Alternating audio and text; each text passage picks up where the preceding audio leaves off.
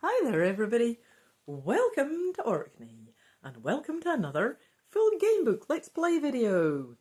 Today I will be playing a What Do I Do Now book. It says use your wits and Blackstone's tricks to save the day. Blackstone's magic adventure number 2, which implies he has a first magical adventure. Okay, this is The Case of the Gentleman Ghost by Milo Dennison. So this must be Blackstone? I assume it's Blackstone instead of Blackstone, right? Can I get him in focus there, this guy? Is he a real person as well? I don't actually know. The back says, when the fabulous resort hotel where magician Harry Blackstone Jr. is performing is struck by a series of, in quote marks, impossible robberies, Blackstone's young assistants are drawn into an eerie mystery that you must help them to solve. Ah, this must be them. Okay. Are the thefts really the work of the ghost of a jewel thief from 50 years ago? If not, how is the real thief able to walk through solid walls and vanish from locked rooms? You must find the answers before the ghost of Gentleman Jack vanishes forever. Oh, this might be the ghost then, the ghost of Gentleman Jack. Dunno, guess we'll find out. I'm to learn Blackstone's tricks while I help him solve the mystery. And it announces in capital letters at the bottom that it's a Tom Doherty Associates book. Okay, it was made in 1985. It's a really rare, obscure book. I don't think I have seen Paul Coburn review this in the Arcane Archive.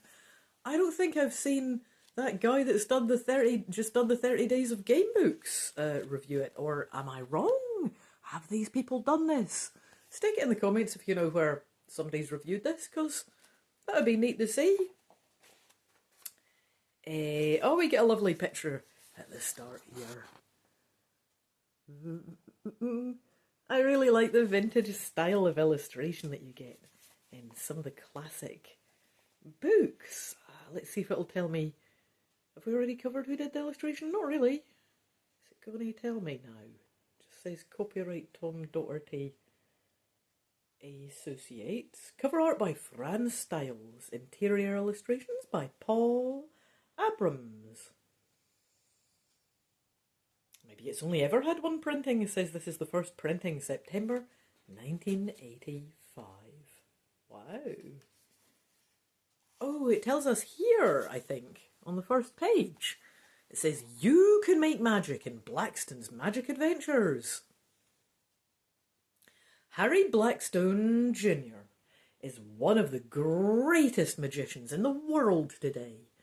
And in his magic adventures, you help him solve crimes, help out people in trouble, and along the way do some real magic tricks. A whole world of excitement and fun awaits you in each new book. You decide which clues to follow. You decide which way to turn. You are the hero in the story. Or the heroine, I want to add, because didn't it say we were playing as two of them? Anyway. Or what would it be? It'd be like plural then? Is it heroes? Heroines? Anyway, you get the idea. If you take a turn that lands you in trouble, you can always go back and try again. And all through your adventure, you'll find nifty magic tricks that will amaze your friends and turn you into a real magician too. So, it wants to know, what am I waiting for? The fun starts on page 5. Fantastic. Well, get right into it then.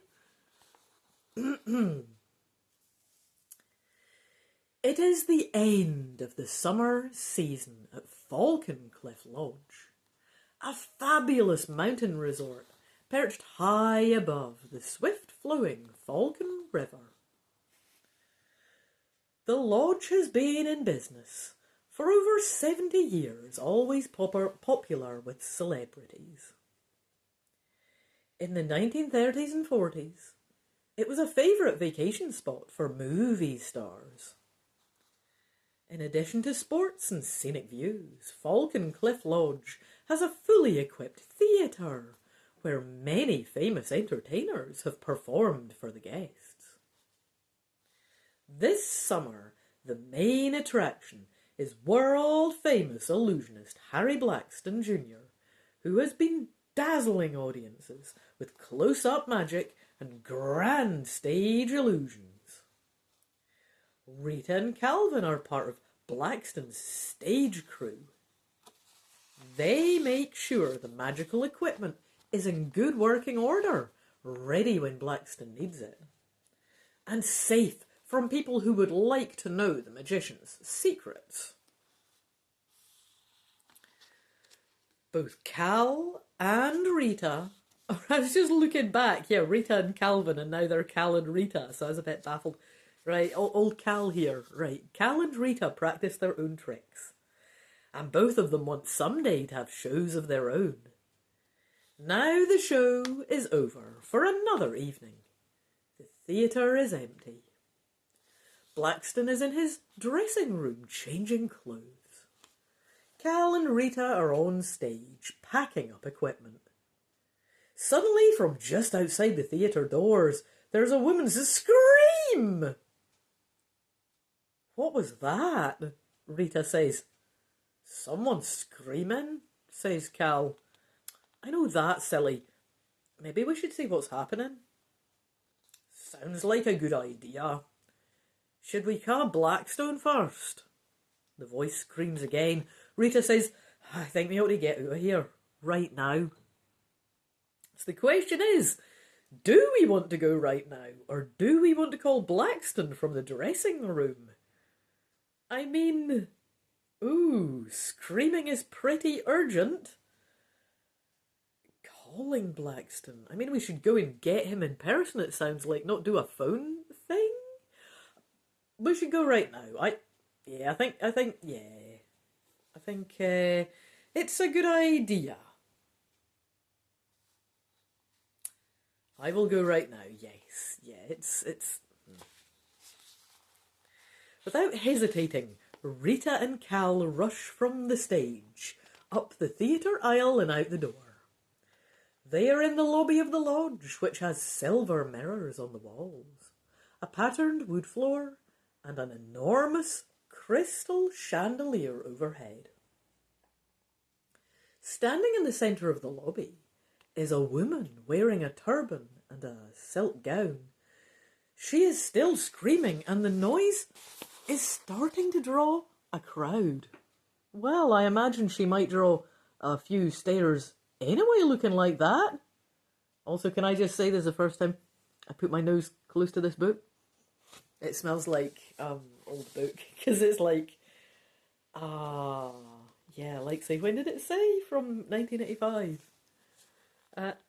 Anyway, Rita says, oh, that's Countess Orsini, the perfume millionairess. She was at the show the other night. I remember, Cal says.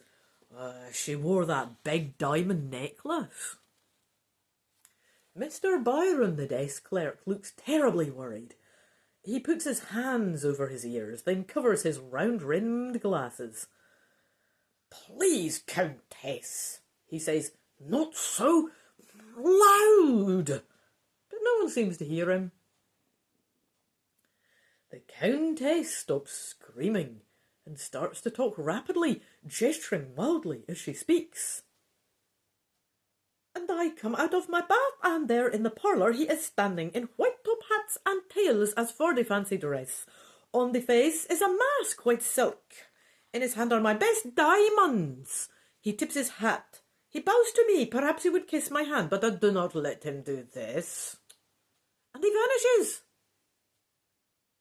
I'm going to get Blackstone, Rita says. Oh, wait a minute, says Cal. The thief might still be upstairs. He could get away. Do we want to go after the thief, or do we want to find Blackstone? Well, I I mean, should we tackle all of this ourselves? It doesn't sound like it. Maybe we should just... I mean, I think we should get Blackstone. I just don't think farting about with your phone's the way to do it, maybe. We'll go and get him. The two assistants rush backstage to Blackstone's dressing room door. Cal knocks, but there's no answer. Oh, listen, Rita says, and they hear the sound of rushing water. Blackstone's in the shower. We can't lose any more time. Probably wouldn't have answered the phone either then, eh? Cal and Rita dash up the main staircase to Countess Orsini's suite. When they reach the third floor, Cal points down the hallway. Look, there's a man standing there in top hat and tails, all white, just as the Countess said. He has on a long white opera cape, lined with black. A cloth covers his face completely. He looks at Cal and Rita, takes off his hat to show snow white hair, and pours a bright stream of jewels from his gloved hand into the top hat. Very odd. Very, very weird.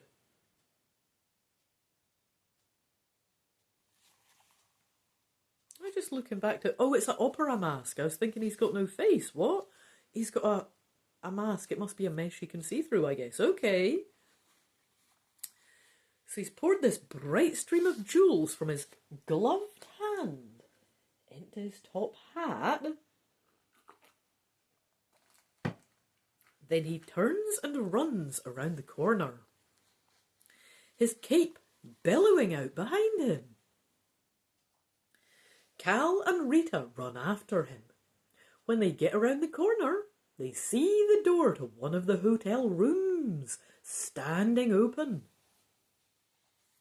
At the end of the hall, the window is open, and the curtain is fluttering. Gosh. So do we want to check out the open doorway? Or do we want to check out this window, eh? It's a question. I think... I mean, you might just have the window open anyway. Let's check out the open doorway. Cal stops at the open door. Inside, a light is on by the bed, but no one is there. The heavy velvet curtains do not move. The window is closed. Ah, okay. He just opened the door to slow us down. Cal says, let's check the window, quick. Rita looks out of the open window. There is no fire escape or any other way down. It is a sheer drop, 3 stories to the ground, and then down the cliffs to the Falcon Cliff itself. The question is, do I want to call a lift? They've said an elevator, but we all ken it's a lift. Or do I want to take the stairs back down? It sounds like time's of the essence. I mean, lifts are notoriously dodgy, but there's not a fire or anything happening here. We'll get the lift. Right, the lift arrives. On a stool in the corner of the car? Oh, the is that what they call it? Fair enough. Like the right, okay. On a stool in the corner of the car sits a man in a blue uniform. Charlie James, the lift operator. A wooden cane is propped against the wall behind him. Where to, friends? He says. Rita says, the lobby, please. Next stop, the lobby, Mr. James says, and pushes a metal grate across the door, then pulls a large brass control lever. The lift starts going down. When Cal and Rita get back to the lobby, a small crowd of people, guests and hotel staff has gathered there under the crystal chandelier. Really now, Mr. Byron is saying, I'm sure there's no need to worry. He doesn't seem to believe that himself, and no one is listening to him. Rita says, oh, I think we better tell Blackstone. That's right, he might have finished his shower or bath or whatever he was doing now. Tell me what? Says a voice behind her, and Harry Blackstone Jr. walks into the lobby. Quickly, Cal and Rita explain what they saw upstairs. Blackstone nods. And he just disappeared? This sounds serious. He looks up. Hello, Miss Christie, have you got a ghost on the loose? Susan Christie, the hotel manager, is coming towards Blackstone. Cal and Rita. She is a tall blonde woman. Oh, hang on a minute. I'll show you this picture first, because it's before the next bit. This is just us seeing him. Giving him the scoop. We've got Blackstone standing there. It occurs to me I should start explaining the illustrations a bit better in case people are just listening to this. I just thought it might be a bit dorky to explain it when you're actually looking at it. I'm no going to insult your intelligence, but yeah, no, I'll just do it quickly from now on. It's just a wee thought I had just now that I could say. There's Blackstone stood there, and we've opened the door, and we've both burst in talking to him. That's what's happening in the picture. I'll tighten it up as my videos go on. It's just something I thought of just now. Anyway, we've got Susan Christie coming towards us. She is a tall blonde woman wearing a white suit with a rose in the lapel.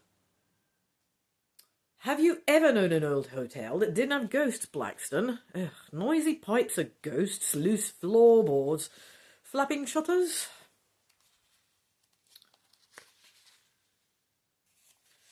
The flapping shutter does not steal my diamonds, Countess Orsini shouts. Oh, we've got a new person from Denver. I'm trying to see who we've got talking now. Denver. I can't do a specifically Denver accent. She's just good enough to be American generally. Calm down, ma'am, says a dark-haired woman in blue jeans and hiking boots. She is Kate Mackenzie, an engineer from a Denver mining company. She has on a vest with pockets for tools and a flashlight and a hammer hanging from her belt. I just came up the road and nobody went past me. Blackstone says, is the road the only way in and out? Yes, Mrs. Christie replies, unless you have ropes and climbing gear. I mean, there's the path to the rock garden, but that doesn't go anywhere. We've got a new person. Oh, I should be writing down what accents I'm giving everybody at this point. I'm going to get lost. We've got a new person. Let me read ahead a moment to see if it tells me where he's from. I don't think so. Okay. Just a random accent. Manager, says a young man in a grey suit with a gold watch chain. His name is Adam Randolph, and he is a lawyer for a movie company that wants to use Falconcliff Lodge as a setting for films. Mr. Byron was just saying that this jewel thief has appeared before. Miss Christie shakes her head. Frank, you promised you wouldn't tell that story anymore. Oh, we've got another person. It's my fault, I'm afraid, says a thin mustachioed man in a red sweater holding a cup of coffee. He shakes hands with Blackstone. I'm Jack Shallow. I'm a writer. I asked Mr. Byron if he knew any ghost stories. And he told me about Gentleman Jack. How could I resist a ghost with my name? Have the police been called? Blackstone asks. Miss Christie says, Sheriff Morrison's on the way. Then shout Mr. Shallow. Maybe you should tell the rest of us about the ghost until the sheriff gets here. Countess Orsini shrieks, and what will the sheriff arrest? Huh? The squeaking floorboard? Miss Christie shakes her head again. We'd all better stay in the lobby until Sheriff Morrison comes. I'll have the kitchen send some snacks up. When everyone is settled with a sandwich and something to drink, Jack Shallow stands in front of the huge lobby fireplace and tells the story. Let me look back and see which one he was. I hope it's not the one with the really stupid voice. No. That was, nope. Oh, no, it was Jack. Oh, I'm not giving him the stupid voice then. We've got a whole load of stuff he has to say. I didn't realise he was a real character. I just gave him any old crap voice. Right, he is now getting just... Who did it say he was? He is a writer. Oh gosh, I'll go back a bit then. I'm sorry about the crap voice. I didn't realise he was a real character. It said he was a thin mustachioed man in a red sweater, and I was thinking Dr. Robotnik, like Dr. Eggman from Sonic. And he didn't even speak like that, but I was also thinking like Circus Ringmaster, and didn't have much thinking time. I'm giving him a sensible voice now. He's just going to be another English person, or is that boring? I'll give him another Scots voice. Oh, it's my fault, I'm afraid, says a thin mustachioed man in a red sweater holding a cup of coffee. He shakes hands with Blackstone. I'm Jack Shallow. I'm a writer. I asked Mr. Byron if he knew any ghost stories. And he told me about Gentleman Jack. Now, how could I resist a ghost? Wee man name. Have the police been called? Blackstone asks. Miss Christie says, Sheriff Morrison's on the way. Aye, then, Mr. Oh, no, this isn't him talking. This is Christie still. Okay. Then, Mr. Shallow, maybe you should tell the rest of us about the ghost until the sheriff gets here. Yeah, I cocked up the last bit completely. Can't he do any video editing? Apologies for that. Anyway, we've got the Countess Orsini shrieking now. And when will the sheriff arrest? And will the sheriff arrest the squeaking floorboard? Yeah, she's not impressed. Can't blame her. Miss Christie shakes her head again. We'd all better stay in the lobby until Sheriff Morrison comes. I'll have the kitchen send some snacks up. When everyone is settled with a sandwich and something to drink, Jack Shallow stands in front of the huge lobby fireplace and tells the story. 40 years ago, business was very good at the Falcon Cliff Lodge. The war had just ended and people wanted to celebrate. The rules to save fuel were over and they wanted to get in their cars and take long vacations. At resorts like this, they had a good time and dressed their best, and that meant wearing their best jewellery. Any night in the grand ballroom or the hotel theatre, you could see $100,000 worth of diamonds, emeralds, pearls. In today's money, maybe $1 million worth. Nice. Then one night, the movie star, Ada Milan, woke up to find an uninvited guest in her room, a man in white evening clothes and a white silk mask. Going through her jewellery box. Miss Milan screamed. I imagine this is the point she screamed at. We have a lovely double-page spread here with the man in white, with his face whited out by the mask and his top hat white too, holding a cane. Lady Milan is there on the bed, looking shocked because she is just lying there. She was clearly having a snooze or something, and this man has appeared, framed by curtains. Is it a four-poster bed? It looks like it. He has just appeared in her bedroom. What the heck? So Miss Milan screamed. The man in white looked up, bowed to her, tipped his hat, and dropped a pearl necklace into it, and whacked it through the open window.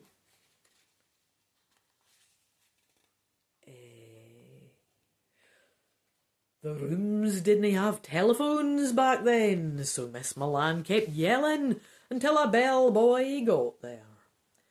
He looked out the parlour windy, but there was nothing there, no ladder or rope or ledge. Isn't that right, Mr. Byron? The desk clerk nods. I was the bellboy who answered. There was nowhere he could have gone. Mr. Shallow continues. It went on like that for quite a while. The thief always bowed or made some polite gesture. He never spoke or threatened a body. A couple of times the person being robbed said something like, "Please don't take that, it was my grandmother's." And he allus obeyed, and then vanished just like magic.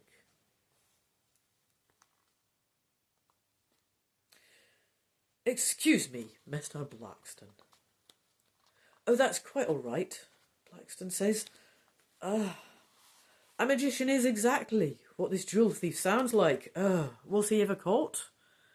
No, there were about a dozen robberies, and he was allus seen. He never took more than 1 or 2 pieces, no matter how much jewellery was in the room, and he never took the most valuable items. Oh, Lawyer Randolph. Who was he? Just generally English, I think. Those are the hardest to sell, of course. Or was he the lawyer from America? Let me check, actually. Lawyer Randolph. God, I should be writing this down. I think he might have been American. Those are the hardest to sell, of course. I didn't give anyone that. I'm just making him English, fuck it. Those are the hardest to sell, of course, Lawyer Randolph says. Oh, I don't know who's talking now. This is trickier with the dialogue than I expected. This must be an American printing too. Is this what the issue is? Yes, it was printed in the United States of America. The dialogue is a complete shit show, I want to say. I wish that Americans would learn how to really do grammar, but they don't. Oh, a lot of people are talking, and it's hard enough to try and keep track of the accents because I've not written it down. I usually can just do it in my head, but because the grammar is just... I mean, look at this page here. It's not even... We don't get gaps for... It's really hard to tell who's speaking because it's not properly formatted, if you get me. Is it formatted properly in simplified English? Probably, but... This is why real English grammar exists, so that you can tell what's going on. Alright, I can't tell who's speaking because it's not properly formatted. It's on to the next page. I think it must be the Scottish guy, whoever that was, the writer. So Lawyer Randolph has said, those are the hardest to sell, of course, about the most valuable items.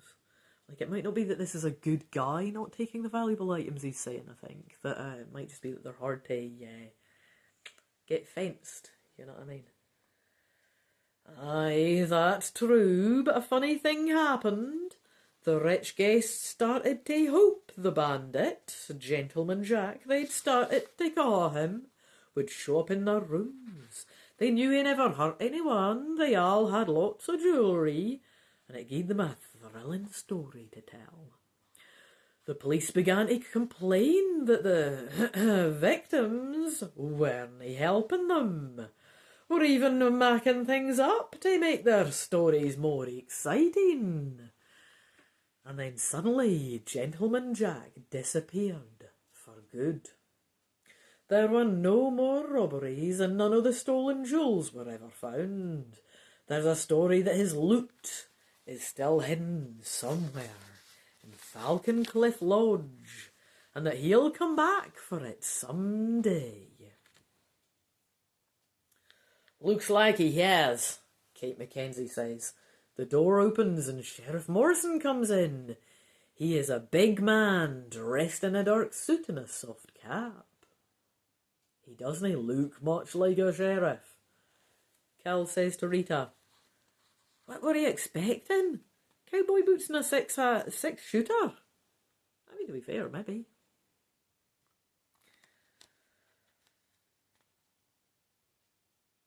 Susan Christie, was that was the manager? Right. Hello, Mike. Susan Christie says to the sheriff and explains what's happened. Sheriff Morrison says, well, we sent the copter out to check the lodge road, but there was nothing. He could be hiding in the brush somewhere, but there's no point in looking till daylight. Rita says to Cal, are you going to ask him if he has saddle blankets on his helicopter? Okay. Sheriffs didn't have to ride horses like in John Wayne movies. The sheriff takes statements from everyone. When he talks to Blackstone, he says, you must know something about making people disappear. Do you have any idea where the, ghost might have gone? Blackstone says, I didn't see him, but my assistants did. Calvin, Rita, do you have any ideas? The two think about what they saw upstairs. Now, it started to ask if we stopped to check out the open door in the hallway, and I wants to know if we went straight to the open window. We did check out the open door in the hallway. Having a wee look to see how long we've been here for. It's been over half an hour. Maybe I should make this episodic, because it looks like we might just have one really robust playthrough this time, rather than multiple ones. I am going to say we stopped to check out the open door in the hallway. This is a good place to stop and have another episode, in fact. Right. So, we looked into a door he opened on the way. Cal says, oh, but there was no one there. Wait a minute. I think I ken how Gentleman Jack disappeared. Yeah, me too. Check the description, it says. It says, do you know what Cal's thinking? You can check the description of the room on page 16 if you want. And when you think you know the answer, goody. Page 34 it's saying, aye. And it's no going to spoiler it either, because we're only on 32 and 33 here, which I like. I will do that. Do I have something I can use as a bookmark? Why, I do. It's this ridiculous prototype for my fighting fantasy in which I misspelt my own fucking name. Yay! The high quality shit this. I've not even finished it yet, but I'm going to use that as a bookmark because it was kicking about. Coming soon! Tiny fighting fantasy version 2. It's not going to be called Sharila's Realm though. I think it's going to be called Imagine Warlocks. Yeah, maybe that. Anyway, shall we have a quick peek at the description first before I say bye-bye and put in my bookmark? Alright, and then I'll say bye-bye. Yeah, alright. So the recap of the description of the room on page 16, which we do get a peek at, it says that, is just a short paragraph. It says, Cal stops at the open door. Inside, a light is on by the bed, but no one is there. I don't think that's the relevant bit. The heavy velvet curtains do not move. Do we think this guy's hiding in the curtains? The window is closed. Or hop out the window and close it again. That's an easy way to get out. Huh? No need to leave the window open when you hop out. Don't know why a lot of these bad guys in cartoons or whatever are so stupid they leave the window open. It's just a clue. It was good that the other one was just a red herring. Okay, what I mean? Anyway, so the velvet curtains do not move. The window is closed. Cal says he just opened the door to slow us down. Let's check the window quickly. He might have just opened the door and then done a runner over to the curtains and nipped back, is what I think. I'm not going to check though. In fact, I'll put the bookmark in 34 here and not look. And we'll come back to that in episode 2. So I'll wrap up for now and say, I've been Rosslyn, this has been Orkney, and this has been the first episode of my full playthrough. I think there's only going to be one from the looks of it, which is fine. Looks like we're going to get a good one right from the start. So this is Blackstone's Magic Adventure. A What Do I Do Now book. I can't tell if it's number 2 in the What I Do Now series, or if there are 2 of Blackstone's Magic Adventures. Anyway, here we have been enjoying a wonderful adventure in which I explore the case of the Gentleman Ghost by Milo Dennison. I will now write down what accents I've given everybody, because it looks like we have quite a few people by now, and I don't want to cock that up. And I will be back later, probably this evening, to do more of this, because this is great fun, right? Thank you for joining me on this little adventure. I know it's not exactly one of the cool, popular ones. I really like nerdy, obscure game books, and I just found this one online and wanted to get it. I'm glad I did. This is terrific. Wow, what fun. Anyway, I'll say toodaloo the noo to you, and soon I hope to see you for part 2. Bye-bye.